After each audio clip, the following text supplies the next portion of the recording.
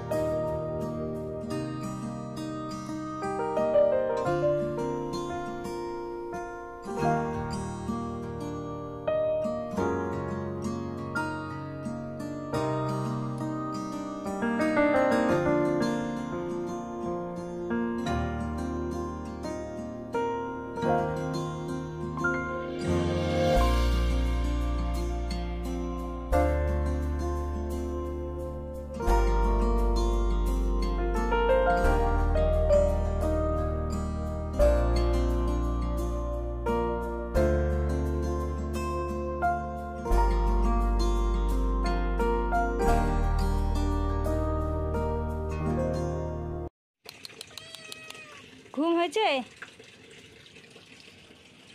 এইদিকে তাকা। কি কি কি বল, কি হয়েছে? কি হয়েছে? তো এদিকে মিনিরাও একটা লম্বা ঘুম দিয়ে দিয়েছে, দেখতে পাচ্ছ। একজন তো এখনও মেশিনে, এই যে ওয়াশিং মেশিনের উপরে ঝিমুচ্ছে, আর একজন তো কথাও বলল।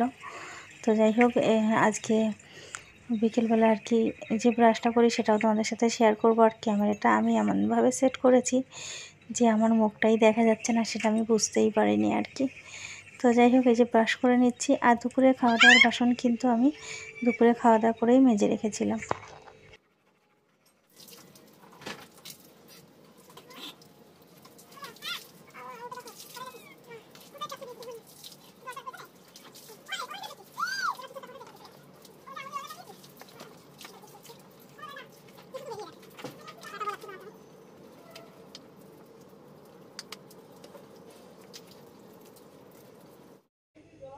তারপরে দেখো মুখ ধুয়ে চলে এসেছি। আর ওদিকে তোমরা দেখলে বাবান পড়তে যাবে বলে রেডি হয়েছিল।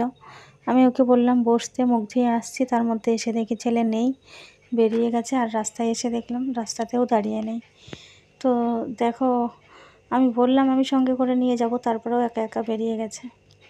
তো এই জন্য বাচ্চা কাচ্চাদের একা রাস্তায় ছাড়তে নেই, একদিন ছাড়লে ঠিক এরকম অবস্থাই হয়। তো চলো মুখটা মুছে নিই। আর মুখটা মুছে আর কি, তারপরে গরমটাও লাগছে আর কি, কাপড়গুলো কেচে দেবো ভাবছি। ঘরে ঢুকে পড়েছি, তো ওখানে গিয়ে পড়ার জায়গাতে গিয়ে ফোন করেছিল যে পৌঁছে গেছে আর কি। আমি বললাম তোকে যেতে না করলাম, তারপরে বেরিয়ে গেলি। তো যাই হোক, ও পৌঁছে গেছে। আর আমি এখন ঘরের টুকিটাকি কাজকর্মগুলো করে নেব।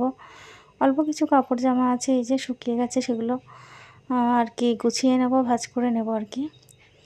তারপরে আরও টুকিটাকি যা কাজকর্ম আছে সবটাই করব।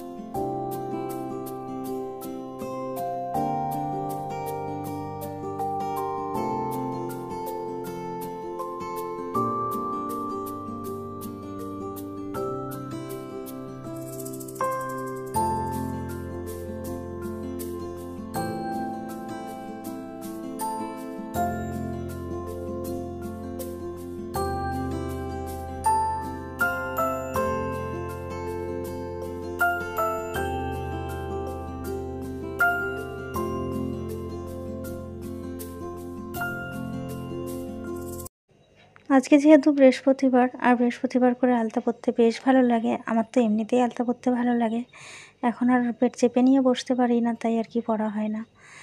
তো ভাবলাম সমস্ত কাজই যখন করতে পেরেছি, কষ্টে সৃষ্টে আলতাটাও পরে নিই। তাই এ দেখো দুপায়ে আলতা পরে নিয়েছি, কেমন লাগছে বলবে। আর তারপরে চলে এসেছি, এই যে কাপড়টা কেচে নিয়ে ঘরে মেলে দিয়েছি।